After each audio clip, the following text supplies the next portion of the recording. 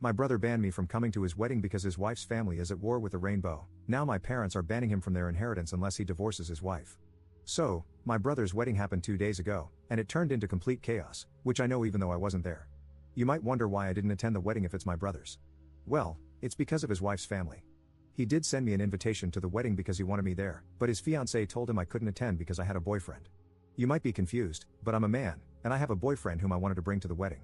She said that even though my brother and her don't have a problem with that, her extremely religious parents, who already forced her to have the wedding in a church, would most likely banish us from the wedding and cause trouble between our families. After she told him that, my brother told me I couldn't attend and explained why. You might think I was angry.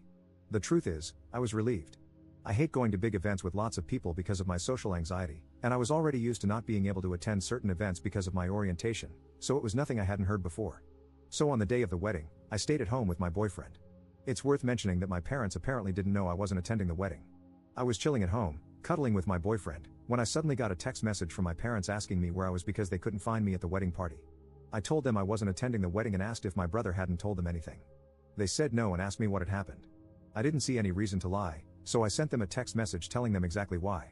Now, I have to admit I don't exactly know what happened after I sent them this message because they read it but didn't reply. And why did they care in the first place? They didn't notice I wasn't there until the wedding was already over. They only noticed when the wedding party started. However, apparently my parents talked to my brother about it, and all of a sudden, my absence was the main topic of the wedding party. From what I heard, two fronts formed. On the one hand, my parents and the rest of my family against the family of my brother's wife, and apparently, as a husband now, he felt compelled to take her side and tried to argue in her favor. It's crazy to think that I was just sitting at home living my best life with my boyfriend while all of that went down at his wedding. The wedding party was ruined, and my brother appeared at my door angrily screaming at me, asking why I felt the need to ruin his wedding. I was confused and asked him what happened, and he told me everything. I told him it wasn't my intention. I just told our parents what happened because they didn't know and wanted to know where I was, and I thought he had told them beforehand. He screamed at me that I ruined his wedding. I told him it's not my fault he wasn't honest with them. I just respected their wish to not attend the wedding. I couldn't know it would go down like this because, like I said, I couldn't attend several events before because of my orientation, and my parents never said anything about it, so I thought it would be the same thing here. But I gotta admit it's kinda sweet that my parents and the rest of my family stood up for me. They haven't done it before. That's a more than welcome change. But I still feel kinda bad because apparently I really ruined the wedding party. Update 1. Didn't think I'd give an update, but many interesting things happened. So after my brother's visit, he and his wife went on their honeymoon. And the way the wedding party went might have been even worse than I imagined. What happens now is incredible. When I said in the main post that two fronts had formed, I only meant that metaphorically, of course, but it's no longer just that. While not much interesting happened in the first 2 days afterward, the terror started as soon as my brother and his wife went on their honeymoon. My mom and dad visited me and told me how the wedding party escalated, and they were so close to physical violence. I thought it was funny at first, but this truly bothers me. I also want to point out that you did a great job of convincing me it's not my fault, but hearing my parents' side still gives me a bad feeling in my stomach. However, like I said, the terror started shortly after they went on their honeymoon. And when I say terror, I mean that my sister-in-law's family found both my Facebook and Instagram accounts and started spamming me with hateful messages.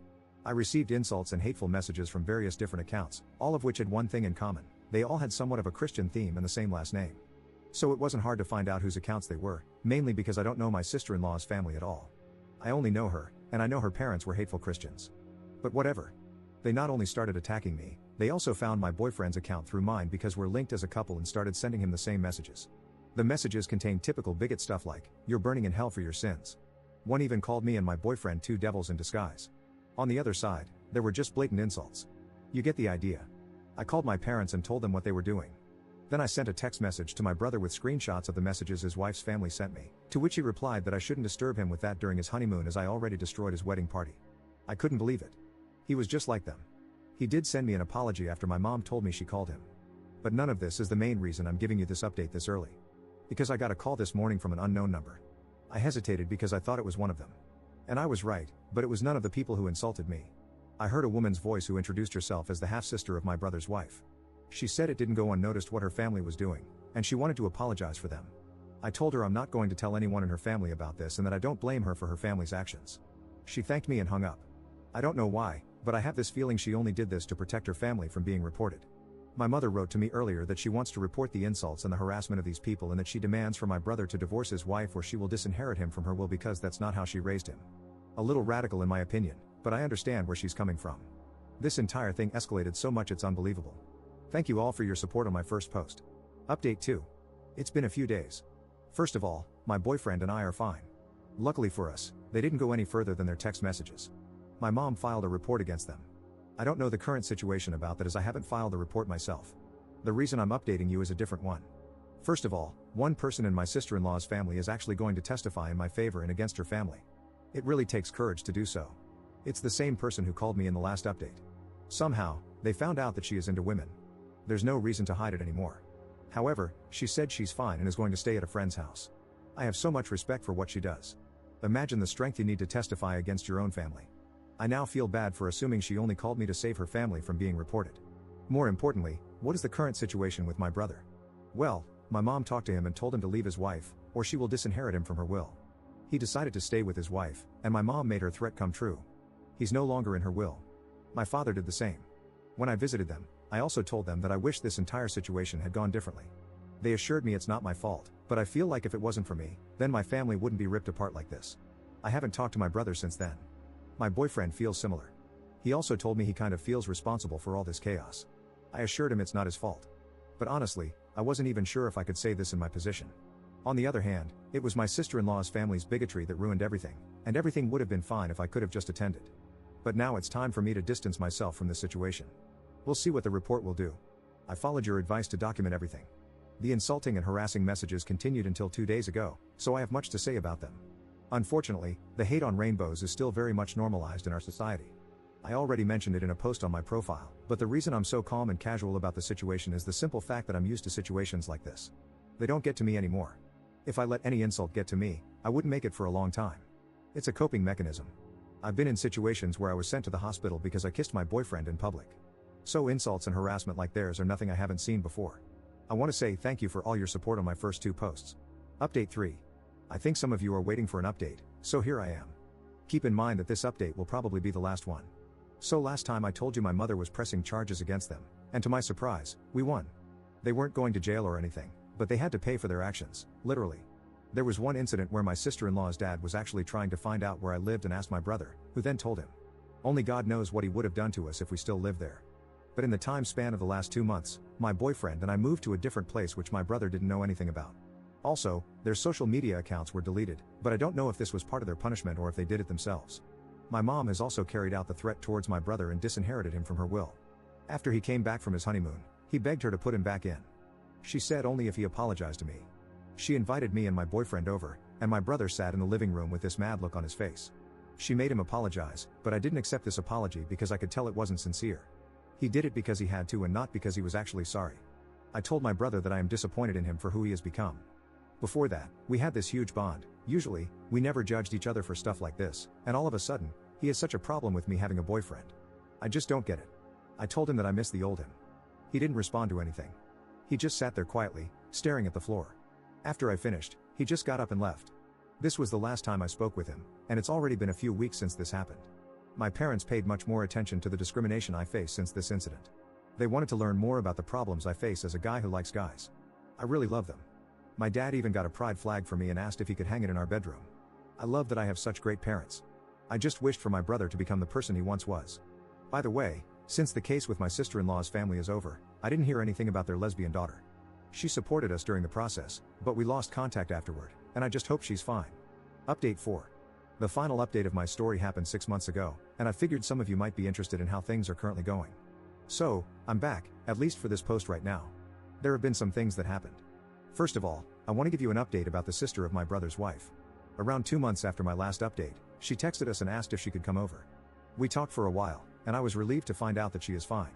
She said that she moved in with her girlfriend when the case was over, simply because her parents and the rest of her family had disowned her and threatened her with physical violence if she dared to return. However, the relationship with her girlfriend ended after a while, and she asked us if she could stay for a few days until she found something. She stayed with us for 2 weeks. During that time, my parents had visited us and offered her to stay with them because they had a big house with some free space. She stays there currently because she wanted to study, and my parents had no problem with letting her stay a little longer. My boyfriend and I also support her financially a little bit. We included her in several different celebrations such as Christmas and New Year's Eve, and I feel like she is the sister I never had. What's probably more interesting for you is how my brother is currently doing. The truth is, I don't know exactly.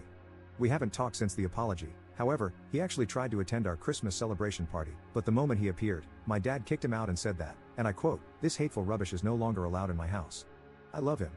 Oh, by the way, of course, both my parents went through with disowning him. My boyfriend and I are still together, and I feel like he might be the one I want to marry.